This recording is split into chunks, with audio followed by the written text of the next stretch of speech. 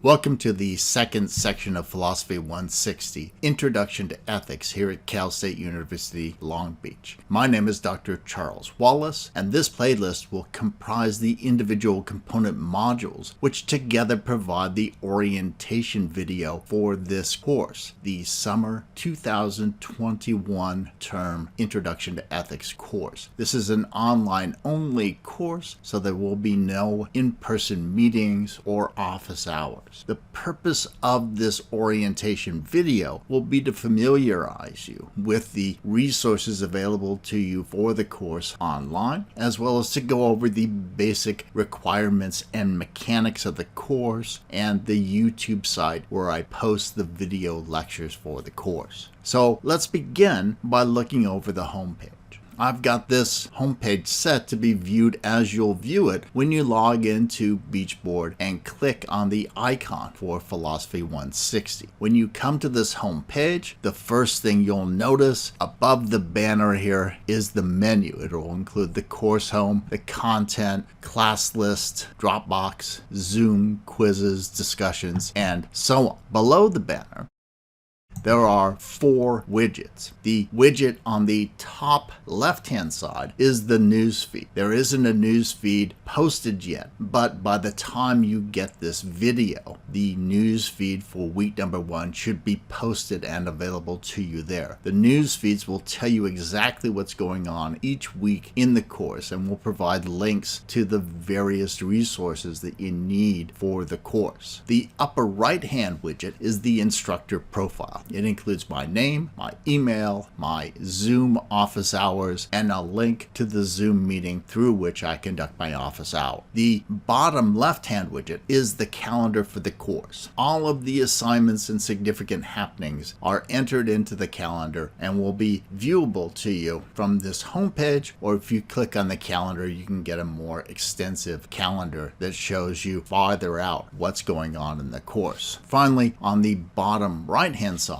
is a widget that collects a bunch of CSULB student resources. Many of these resources are basic resources that everybody probably includes, like the final schedule, a link to the cheating and plagiarism policy, the policy on withdrawals. I also include a link to the ITS Help Desk information site, as well as the ATS resources for students. So if you're having technical difficulties, the ITS Help Desk is the best place for you to go. If you need technical resources, ATS resources for students can try and help arrange for you to get resources that you need to complete the course online. During this troubling period of COVID, I've also included a number of other links that are intended to provide you with access to the support and services that the university provides for you as part of your tuition. The first link is to the counseling and psychological services. If you're having depression or you're feeling extremely stressed out or isolated or whatnot, you should take advantage of the counseling and psychological services. It's all part of your university fees. Below that is the student health services link. Below that, the Division to Student Affairs link. This is the main page for the Division of Student Affairs. It gives you, in fact, why don't we click on it? It gives you access to COVID information, including resources for students,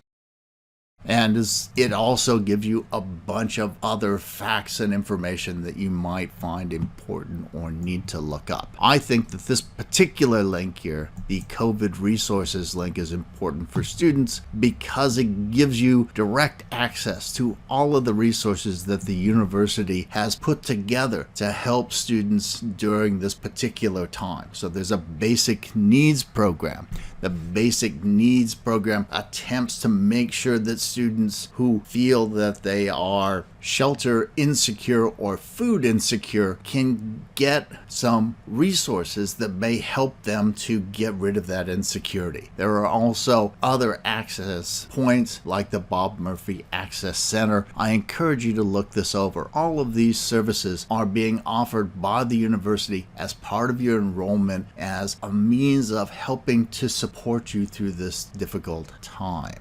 Below the Division of Student Affairs link, we see the Bob Murphy Access Center Student Services link. That was formerly known as the Disabled Student Services link. If you want to get tested to see if you have a learning disability or you need to make arrangements for learning disabilities, if you need tutoring, counseling, and so on, then that's a good place to go. The Computer Labs link gives you information about what's going on with the computer labs, whether or not they're open, what their times are, and so on. The Learning Assistant Center provides you with access to the support services to help you take advantage of your time here at Cal State Long Beach. They have all sorts of programs to help you, for instance, become a better student. There's also tutoring at CSULB link, a writer resource lab as well. So all of those resources are there to help support you in your academic pursuits. Beneath that, there's a link to the university library. We probably won't be using the library this term. It's physically closed, I believe, still, but there's a tremendous amount of electronically accessible resources that you might want or need for this class or another class that you're taking. Beneath that is enrollment services, and finally, the financial aid link. Let's go ahead now